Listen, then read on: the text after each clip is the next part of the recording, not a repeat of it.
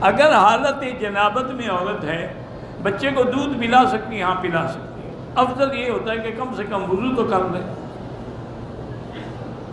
افضل یہی ہوتا ہے کہ مجامعت کے بعد آدمی جتنا جلدی ممکن ہو غسل کر لے۔ اگر کوئی دیر ہو جائے تو ایسی بات نہیں، لیکن بہتری کیوں، انسان ہے، موت حیات کا کو پتہ ہے۔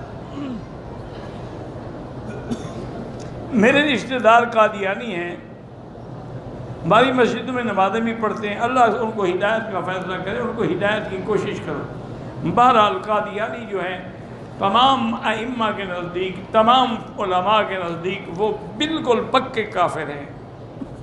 صفا مروہ کے دوران جو تمہیں آتا ہے، کلمہ شریف آتا ہے، سبحان اللہ، الحمدللہ، لا الہ الا اللہ، جو آئے پڑھتے رہو۔ اور جنازے کی نماز پڑھ سکتی ہے، ہاں جی پڑھ سکتی ہے۔